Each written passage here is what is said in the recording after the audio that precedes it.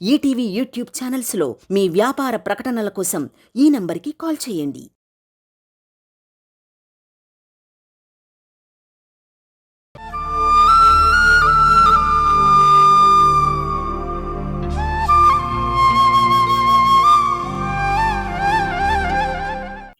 ఆయన ఆరోగ్యం దృష్ట్యా, ఆయన క్షేమం కోరే మనిషిగా, ఓ కొడుగ్గా మనం కలిసుంటే, ఆయన ఇంటికి తిరిగి రావడానికి ఒప్పుకుంటే,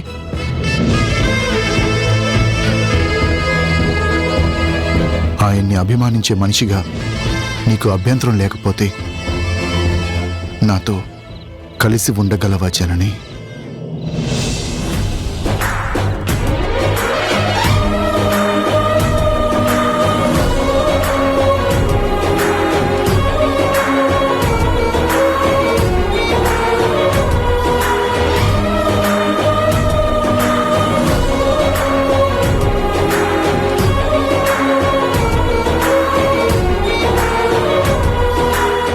నాకు మావయ్య గారంటే గౌరవం, అభిమానం. తండ్రి లాంటివారు. ఆయన ఆరోగ్యం కోసం, క్షేమం కోసం నీతో కలిసి ఉండడానికి నాకు ఎలాంటి అభ్యంతరమూ లేదు. హాస్పిటల్లో కలిసి పనిచేయడానికి చేసుకున్న అగ్రిమెంట్ లాంటిదే అవుతుంది. వారి ముందు నటన, వారి వెనకాల మళ్ళీ ఇలాగే యథాప్రకారం.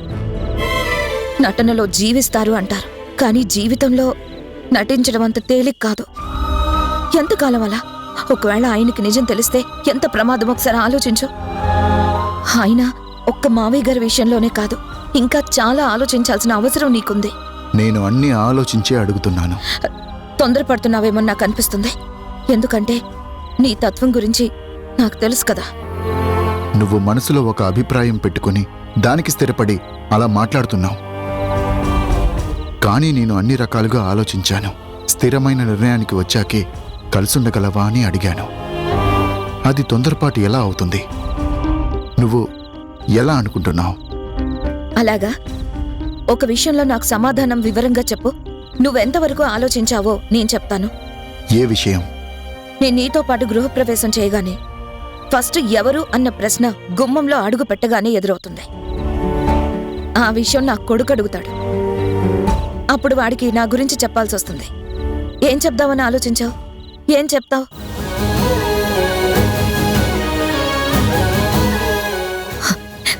చెప్పవు కదా, చెప్పలేవు కదా, చెప్పడానికి ఇష్టపడవు కదా, చెప్పే ధైర్యం కూడా చేయలేవు కదా. నాతో సహజీవనం సాగించాలని చెప్పగలవా? మాట్లాడవే. అది అన్ని విధాలా ఆలోచించినప్పుడు సమాధానం కోసం సతమతం అవ్వరు. నువ్వెలా హరికి సమాధానం చెప్తావు? నిన్ను నువ్వు సమర్థించుకుంటావు. నువ్వు సందిగ్ధంలో ఉండి నాకు ఆహ్వానం పలుకుతున్నావా? అది నాన్న కోసం. నిజమే. వాడి సమాధానం అటుంచు. నాకే నమ్మకం కలిగిస్తావు? ఏం గ్యారంటీ ఇచ్చి కలిసుంటావు? ఏ ప్రశ్నకి నీ దగ్గర సమాధానం లేనప్పుడు ఏ ధైర్యంతో అడిగావు?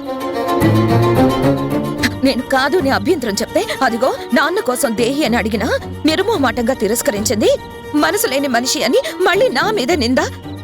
అదే నెపం వేద్దాం అనుకున్నావా? లేదు, నాకలాంటి ఉద్దేశం అస్సలు లేదు. నేను నిజాయితీగానే నాన్న మీద ప్రేమతోనే అలా అడిగాను. వేరే ఏ ఉద్దేశం నాకు లేదు. లేదు, ఓకే, నేను నమ్ముతాను. కానీ నా కొడుకు ఏం చెప్తావో సూటిగా చెప్పు. అదే గ్యారంటీ ఏమిస్తావో నాకు క్లియర్గా చెప్పు. ముందు మా నాన్న ఇంటికి తిరిగి రాని. నాన్న వచ్చాక, తను మనతో కలిసున్నాక పరిస్థితులను బట్టి ఆలోచించి అప్పుడు నా కొడుక్కి నీ గురించి చెప్తాను. అంటే నీకు మీ నాన్న కావాలి, నా కొడుకు కావాలి. నాకు మాత్రం ఏం అవసరం లేదు. పిలవగానే వచ్చి కలిసి ఉండాలి. ఏళ్ల తరబడి నీ కోసం నిరీక్షించినట్టు, మోహం వాచున్నట్టు పిలిచాడు. అంతే చాలు, గొప్ప అదృష్టం అని భావించి ఇలా పిలవగానే అలా వచ్చేయాలి. అదే కదా నీ పాలసీ? నీకు మాత్రం నీ అనుకున్న వాళ్ళు కావాలి, నాకు మాత్రం అలాంటివేం అవసరం లేదు. నీ అవసరానికి మనుషులు కావాలి. వాళ్ళ మనసుకి కావలసిన వాటితో నీకు పని లేదు.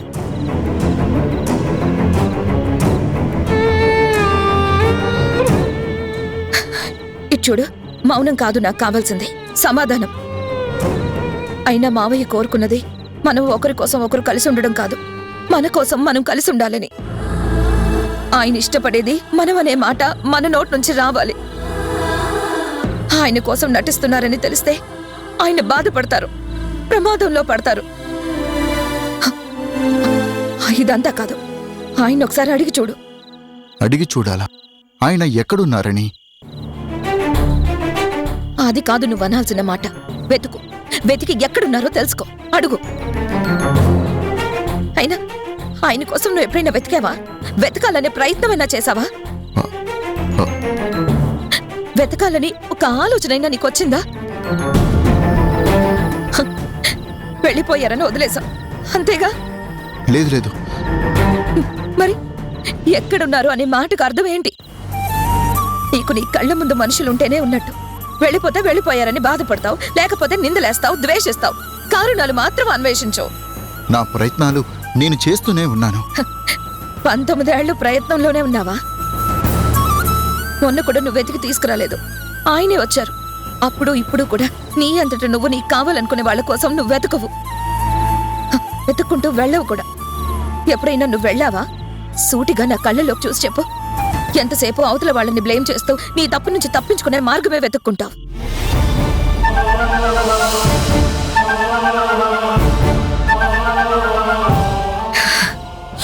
సరే, కలుసుందాం, వస్తావా అనే ఆలోచన తర్వాత చేయొచ్చు. ముందు మనం ఇక్కడి నుంచి ఎలా బయటపడాలో అదే ఆలోచించు. లేదంటే నైట్ అంతా ఇక్కడే ఉండాల్సి వస్తుంది. నేను అస్సలు ఉండలేను. లేదు, నేను అదే ఆలోచిస్తున్నా. ఈ టైంలో ఎమర్జెన్సీ స్టాఫ్ తప్ప హాస్పిటల్లో ఎవ్వరూ ఉండరు. అరిచినా బయటి వాళ్ళ దాకా వినపడదు. ఈ ఫ్లోర్లో ఎవ్వరూ ఉండరు. అరుపులు వినపడే ఛాన్స్ లేదు. ఈ గదిలో చిక్కుకున్న దగ్గర నుంచి బయటికి వెళ్లే ప్లాన్ల గురించే ఆలోచిస్తున్నా. కానీ ఇప్పుడు నాకేం పాలు పోవడం లేదు. ఏం చేయాలో అర్థం కావడం లేదు.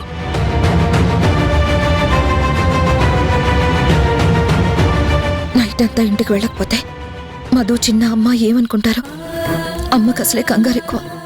భయపడి చక్రికి ఫోన్ చేస్తే నా పరిస్థితి ఏంటి? జనని, ఏమైంది?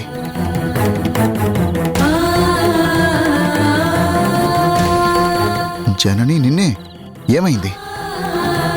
జనని, వాట్ హ్యాపెన్? ఏమైంది? ఎందుకంత టెన్షన్ పడుతున్నావు?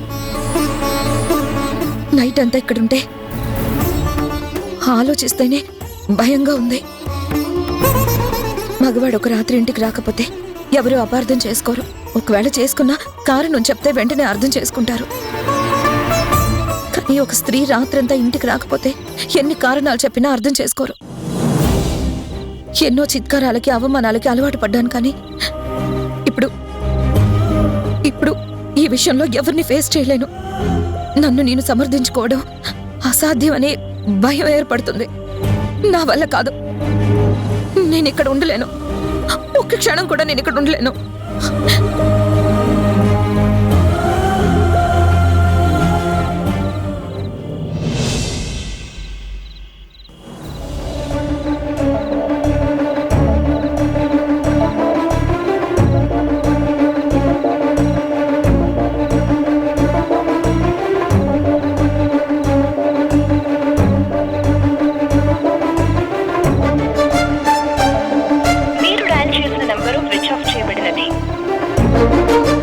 జనని ఫోన్ స్విచ్ ఆఫ్ వస్తుంది. చిత్ర, మధు ఎవరు ఇంకా రాలేదు. ఈ చిన్న ఫ్రెండ్స్ తో పిక్నిక్ అని వెళ్ళాడు. నా గుండెల్లో రైళ్లు పరిగెడుతున్నాయి. ఫోన్లు చూస్తేనేమో కలవడం లేదు. ఏం చెయ్యాలరా భగవంతుడా? ఎవరి కోసం వెళ్ళాలి? అటు వెళ్తే ఇటు వస్తారేమో.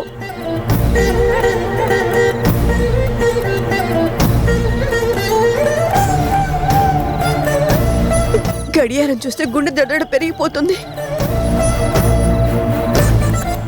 ఏమైందంటే ఎందుకు అర్జెంట్గా రమ్మని ఫోన్ చేశారు? జనని ఇంకా ఇంటికి రాలేదయ్యా. ఫోన్ చేశారా? 100 సార్లు చేశాను. స్విచ్ ఆఫ్ అని వస్తోంది. పోనీ చిత్రకు చేయకపోయారా? దాని ఫోన్ స్విచ్ ఆఫే. ఆగండి, నేను ఒకసారి ట్రై చేసి వస్తాను.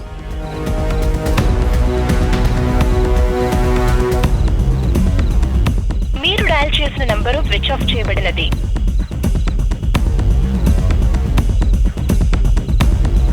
మీరు డయల్ చేసిన నంబరు స్విచ్ ఆఫ్ చేయబడినది. నాకెందుకో భయంగా ఉంది చక్రి. భయపడకండి. జనని ఏమన్నా సిటీ తెలియని మనిషా? పక్కనే చిత్రుంది. ఏదో పని మీద ఆగుంటారు. ఆగండి, గుణ కాల్ చేస్తాను. మీరు డయల్ చేసిన నంబరు స్విచ్ ఆఫ్ చేయబడినది. ఏంటిది? అన్ని ఫోన్ స్విచ్ ఆఫ్ వస్తున్నాయి. హాస్పిటల్లో సిగ్నల్స్ ప్రాబ్లమా? ఆగండి, శివ కాల్ చేసి వస్తాను.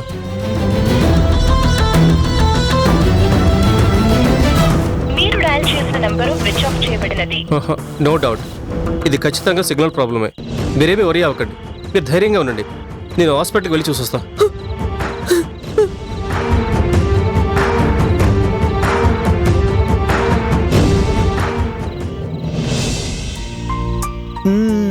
ఆహా, అన్నా వదిన పుణ్యమా అని ఈ పూట మనం చికెన్ బిర్యానీ తింటున్నాం.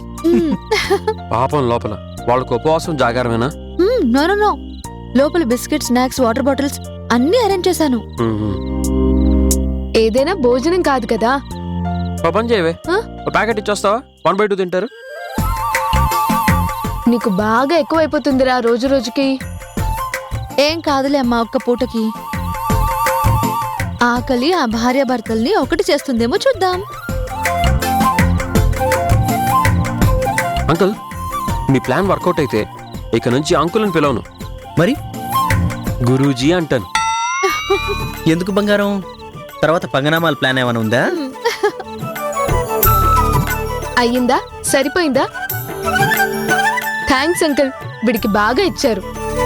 ఇది కూడా పోను పోను సాటిస్ లా తయారవుతుంది. ఆ, ఇది కూడా అంటే నో డిస్కషన్స్.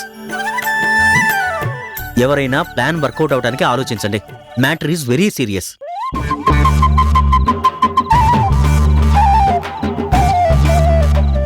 వాళ్ళు తినే ఉంటారా? శుభ్రంగా తినే ఉంటారు. ఈ పాటికి కళ్ళు మూతలు పడుతూ కూడా ఉంటాయి. అందుకే ఈ సైలెన్స్. నెక్స్ట్ మన ప్లాన్ మరి? ఏ రిలేషన్లో అయినా ఫిజికల్ టచ్ మిరాకిల్స్ చేస్తుంది. That's call magic touch. So మనం ఇప్పుడు ఆ రూట్లో వర్కౌట్ చేయాలి. ఎలా? మ్యాజిక్ టచ్ మ్యూజిక్ ఏదైనా ప్లే చేస్తే? ఆ ప్లానే. నా ఫేస్ అంతా వాచేలో తట్టింది మా అమ్మ. ఈ సిచ్యువేషన్ లో వర్కౌట్ కాదు. అయినా ఈ టెన్షన్ లో అవి వర్కౌట్ అవుతాయని నాకు నమ్మకం లేదు.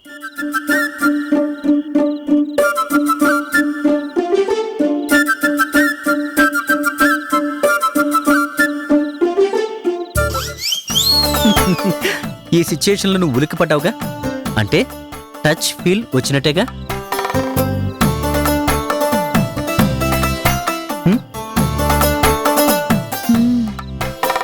అయితే వాళ్ళకి టచ్ ఫీల్ కావాలంటే టెన్షన్ క్రియేట్ చేయాలి. ఇప్పుడు వాళ్ళు టెన్షన్లోనే ఉన్నారు. పోనీ భయం వర్కౌట్ అవుతుందా? సూపర్ ఆలోచన. నాన్నకి చీకటి అంటే భయం. చీకటి అంటే భయమా? ఎస్, నాకు బాగా తెలుసు. వావ్, టైంకి బాగా గుర్తు చేసావురా. మనం దయ్యం వేషం వేసుకొని వెళ్దామా? అచ్చి, మనం ఎలా లోపలికి వెళ్తామే? మరి ఎలా? ఆ భయాన్ని ఎలా క్రియేట్ చేస్తాం?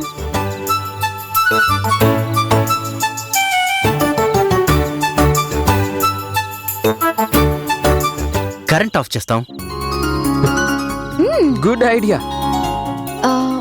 కానీ ఏంటి కానీ?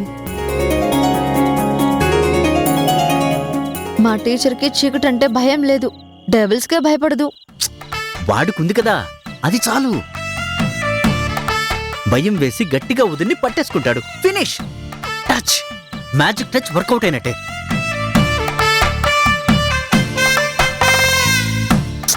ఏం మ్యాజిక్కో ఏంటొచ్చో. లోపల చీకట్లో వీళ్ళ డాడీ బిహేవియర్ ఎలా ఉంటుందో నేను చూపిస్తాను కదా, ఈ డౌట్లేం పెట్టుకోవద్దు. నేను చూపిస్తా. ఓకే చిత్ర, నువ్వు ఇట్రా. Come come come come come.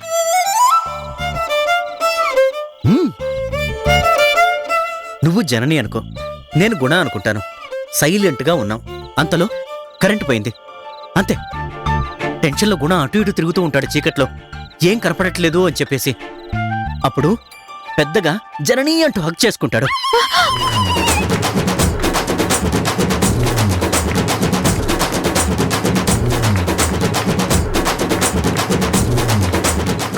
వదులు. ఇదే కరెక్ట్గా ఇదే జరుగుతుంది. చీకట్లో మ్యాజిక్ టచ్. మనం అనుకున్న టైంకి కరెంట్ ఆ బ్లాక్ లో మాత్రమే ఆఫ్ అవుతుంది.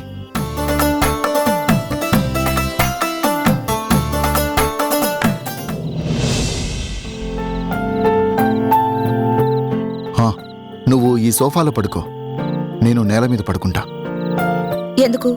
రేపెప్పుడైనా మళ్ళీ నీకోసం నేను సోఫా త్యాగం చేశాను, నేను నేల మీద పడుకున్నానని నిష్ఠూరంగా మాట్లాడ్డానుకా? సోఫా మీద నువ్వే పడుకో, నేను నేల మీద పడుకుంటాను. నువ్వేది తిన్నగా ఆలోచించవా? తిన్నగా ఆలోచించే చెప్తున్నాను. పర్వాలేదు, ఎప్పుడు అనను అని నేను మాటిస్తున్నా. పైగా నువ్వు గెస్ట్వి, నువ్వు సోఫాలో పడుకో. ప్రత్యేకంగా చెప్పాల్సిన అవసరం ఏం లేదు. నేను నీ లైఫ్లో జస్ట్ ఎప్పుడు గెస్ట్నే. ఇవే ఈ మాటలకే నేను హట్ అయ్యేది. నేను మాటలే, కానీ నువ్వు చేతలతో చాలాసార్లు హర్ట్ చేశావు. ఇలా తెల్లారాల్సిందేనా? నా బతుకెప్పుడో తెల్లారిపోయింది. ప్లీజ్ జనని, నన్ను డిస్టర్బ్ చేయకు. బాగా అలసిపోయి ఉన్నాను, టోటల్గా డిఫరెంట్ మూడ్లో ఉన్నాను. అన్నది చాలు, అనుకున్నది చాలు. నేను డిస్టర్బ్ అయ్యే ఉన్నాను. ప్లెజెంట్గా పీస్ఫుల్ మైండ్తో ఏం లేను. ఫుల్ స్టాప్ ఈజ్ బెటర్ ఏమో. అది నీ మీద ఆధారపడి ఉంటుంది. ఓకే, నువ్వే వెళ్ళి సోఫాలో పడుకో. వద్దులే, ఓ పని చేద్దాం, ఇద్దరం ఇక్కడే పడుకుందాం. ఎంతైనా పార్ట్నర్స్ కదా. దేంట్లో? బిజినెస్లో.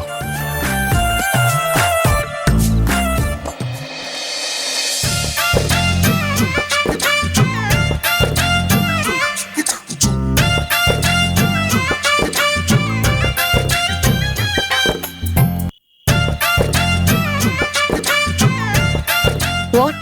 Why are you waiting? నాకు పక్కపరుచుకోవడం రాదు.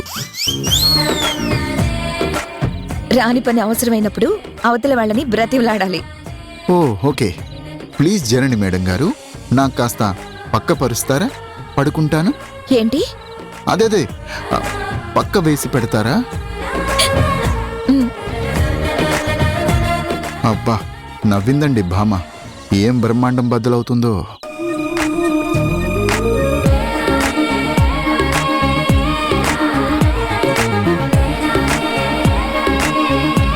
ఇక తమరు పాడుకోవచ్చు.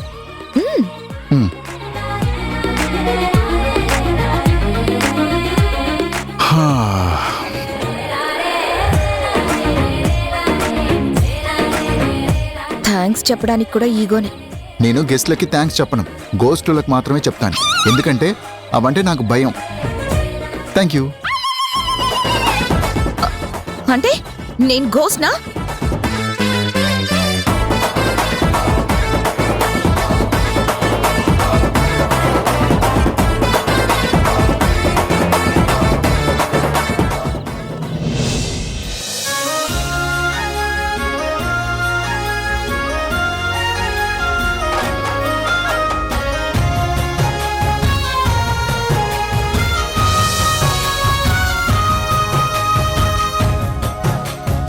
గదిలో ఈ మనిషితో నేను ఇలా ఉండాల్సి రావడం ఏంటో.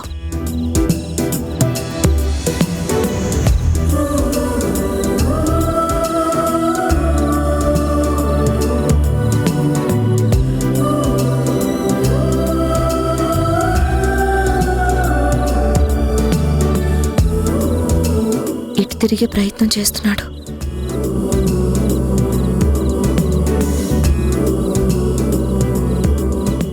ఇన్నేళ్ల తర్వాత జనని ఇలా ఇంత దగ్గరగా చూస్తుంటే, ఇన్నేళ్లు మా మధ్య జరిగిన చేదు సంఘటనలన్నీ మర్చిపోవాలనిపిస్తుందేంటి?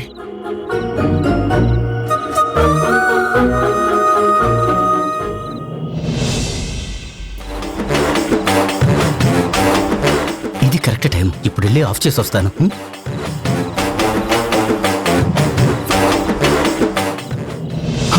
జనని, గుణ, ఏంటిది? నీకింకా చీకటి భయం పోలేదా? వదులు గుణ, నీకే చెప్పేది, వదులు గుణ, నీకే చెప్పేది, వదులు గుణ.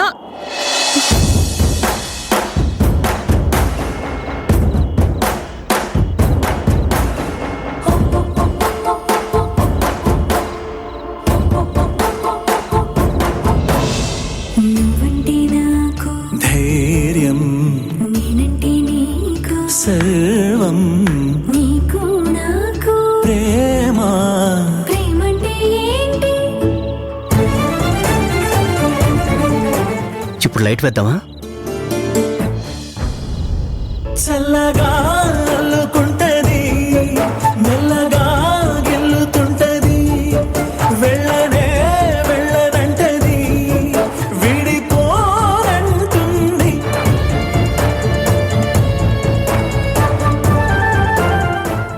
మనం కలిసుందాంరా.